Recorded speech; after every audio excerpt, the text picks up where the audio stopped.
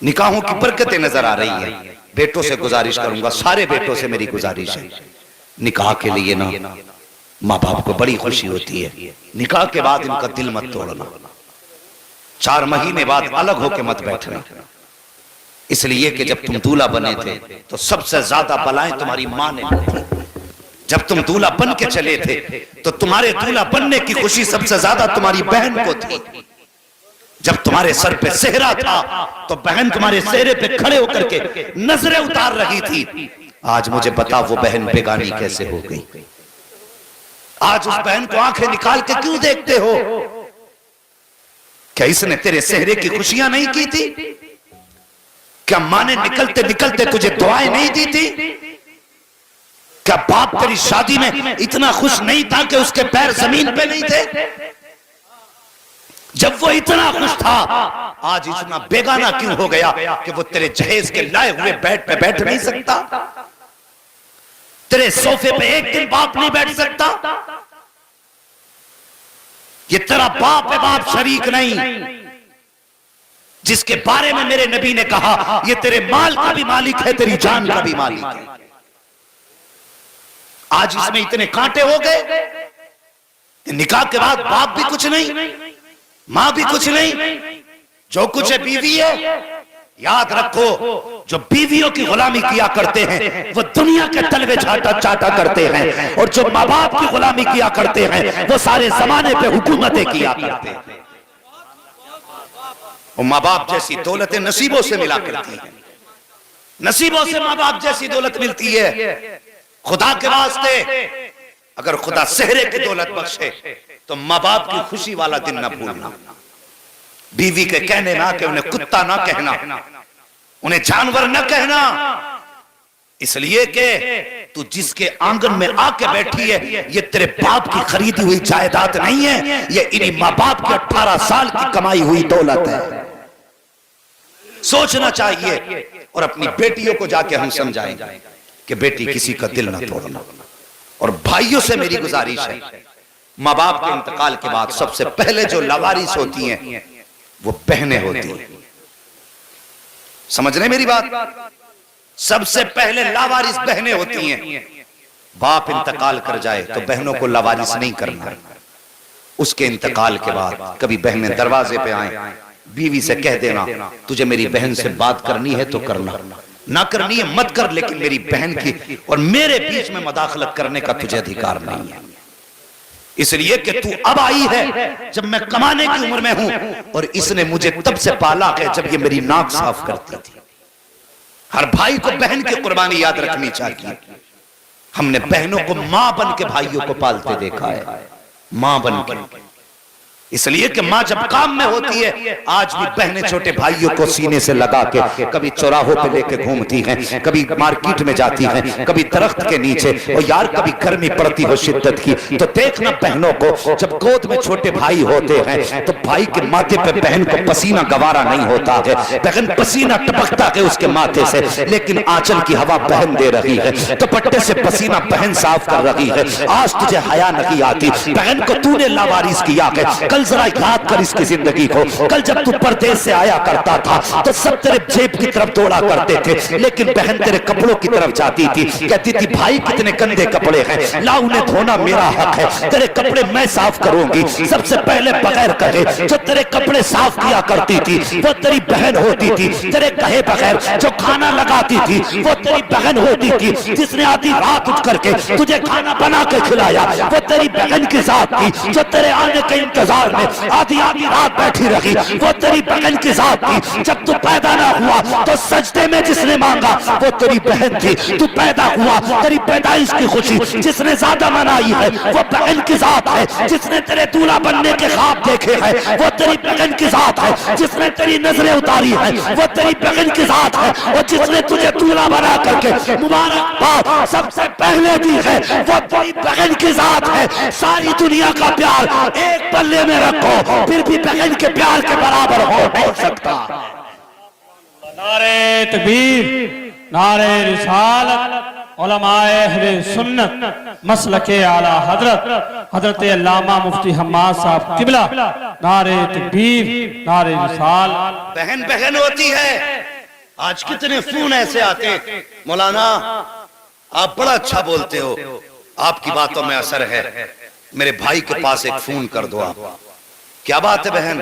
कहा 6 साल हो गए मेरा भाई बुलाने नहीं आया, जिस दिन से बाप गए हैं मैं कहीं छूट गया। और लानत हो ऐसी जायदाद पे जो बहनों को रुला के उन पे सांप बन के बैठा जाए।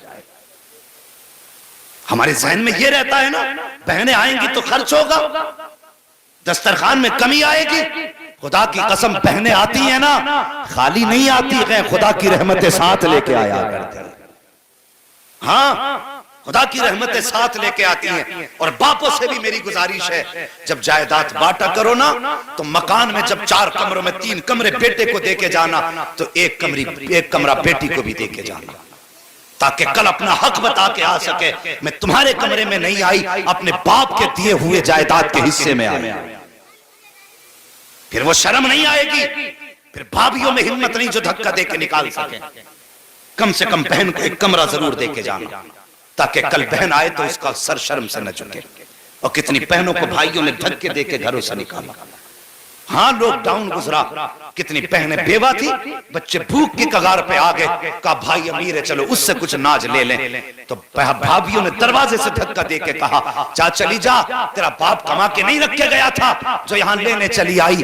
ओ गैरत कर, खुदा की कसम तुझ पे इसका एहसान हो सकता है और तेरा इस बच्ची पे एहसान नहीं है, इसलिए कि तू उसकी जायदाद खा रही है, वो तेरी जायदाद नहीं खा रही।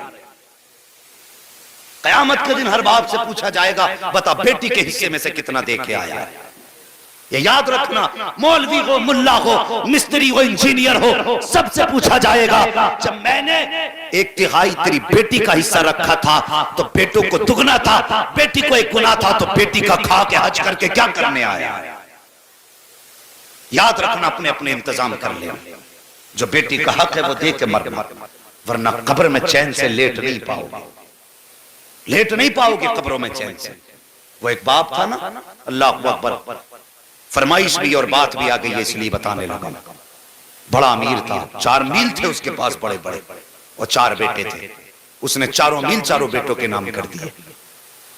एक बेटी थी, 10 साल पहले उसकी शादी करी, और 10 साल बीत गए, दरवाजे पे नहीं गया बेटी के। मैंने कहा था जवानियां भी हमेशा नहीं रहनी और उम्रें भी हमेशा नहीं रहनी, कोई भी चीज कहीं भी फेल हो सकती है। एक दिन अचानक दर्द उठा, बेटे बाप को हॉस्पिटल ले गए, क्योंकि करोड़ों का मालिक था बाप, और सारी जायदाद उसने बेटों के नाम कर दी। लेके गए हॉस्पिटल में, डॉक्टर ने चेकअप किया, कहने लगे इसके गुर्दे फेल हो चुके, अब ये बचने वाला नहीं है। डॉक्टर ने कहा कि फिर भाई अब गुर्दा की जरूरत है, गुर्दा किससे दिलवाएगा। बाप को बेटे पे बड़ा फख्र था, 4 बेटे थे, कहने लगा है ना 4 बेटे, कोई भी गुर्दा दे देगा।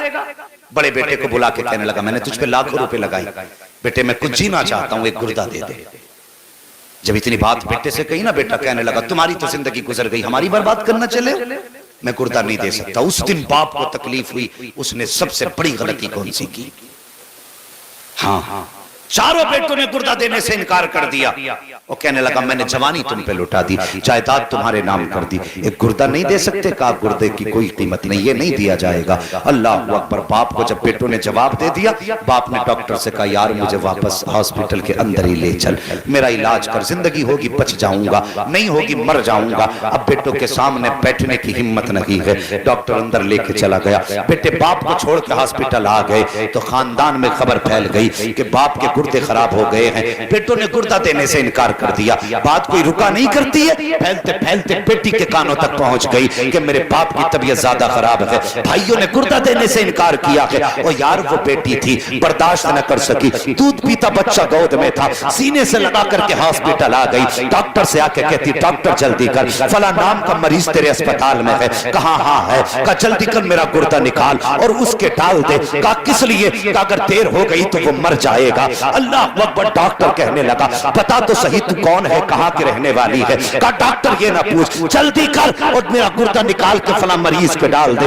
अल्लाह अकबर। बच्ची के कहने पर बच्ची का गुर्दा निकाला गया और उस डॉक्टर ने उस मरीज के डाला। जब बच्ची वापस जाने लगी है तो वापस जाते जाते डॉक्टर कहने लगा बेटी बता तो सही तेरा नाम क्या है। कहा डॉक्टर नाम का क्या करेगा। कहा अगर मरीज ने मुझसे पूछ लिया कि मुझे गुर्दा किसने दिया है तो किसका नाम बताऊंगा। उसने कहा मैं नाम तो नहीं बता बता सकती, अलबत्ता कागज कलम दे दे, मैं खत लिखना चाहती हूँ। अल्लाह अकबर, बेटी बेटी होती है। उसने कागज कलम लिया है, खत लिखा, तय बनाई, डॉक्टर के हवाले करके कहा, ले डॉक्टर, अगर मेरे बारे में मरीज पूछे तो कुछ ना बताना, ये खत उसके हवाले कर देना। अल्लाह अकबर। डॉक्टर ने बच्ची के कहने पर खत संभाल के रखा। जब बाप ठीक हुआ, बाहर निकलने लगा तो कहने लगा, यार सबसे पहले मुझे डॉक्टर के पास लेके चलो। कहा किस लिए? कहा मुझे डॉक्टर का शुक्रिया अदा करना है कि मेरे बेटों ने गुर्दा देने से इनकार कर दिया। न जाने डॉक्टर ने मेरी जिंदगी कैसे बचाई है, इसलिए शुक्रिया उसका अदा किया जाएगा।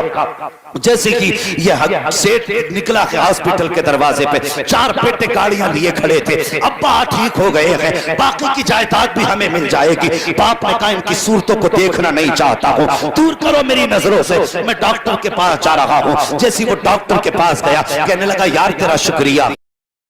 कितने की होगी?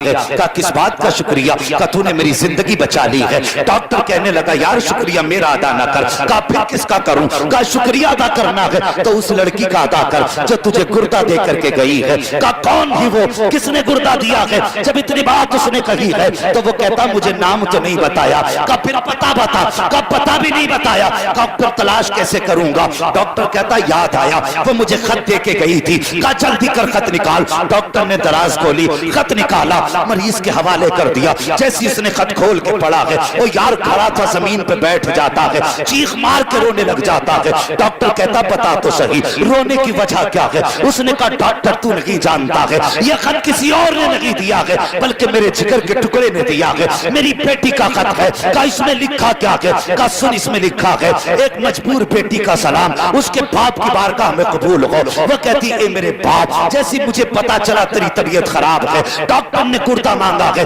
भाइयों ने गुर्दा देने से इनकार कर दिया, मेरे बाप में बर्दाश्त न कर सकी। ए मेरे बाप, तूने जायदाद का हिस्सा नहीं दिया तो कोई बात नहीं है, तूने मुझे दौलत का हिस्सा ना दिया कोई बात नहीं है, लेकिन मेरे बाप 10 साल हो गए हैं जिस दिन से रुखसत होकर के आई हूँ, आज तक तू मेरे दरवाजे पे नहीं आया है। ए मेरे बाप, मुझे पता तो नहीं है मुझसे कौन सी गलती हुई है जिसकी वजह से तू नाराज हो गया है, कौन सी खता मुझसे हुई है जिसकी वजह से तू रूठा है। ए मेरे बाप सुन ले, दुनिया चांद देखने के लिए छत पे चढ़ा करती है, तेरी बेटी छत पे नहीं जाती है, तेरी बेटी अपना चांद देखने के लिए अपने दरवाजे पे जाके खड़ी हो जाती है। ए मेरे बाप, आज तक जिंदगी में 10 साल में 20 ईद आके चली गई है, लेकिन तेरी बेटी ने आज तक ईद नहीं मनाई है। हर शाम यही सोच के सोती रही, शायद इस ईद को मेरा बाप आता होगा, इस ईद को मेरा बाप आता होगा, लेकिन 10 साल बीत गए। ए मेरे बाप, मुझे पता नहीं है कि तू मेरे दरवाजे पे किस लिए आया है,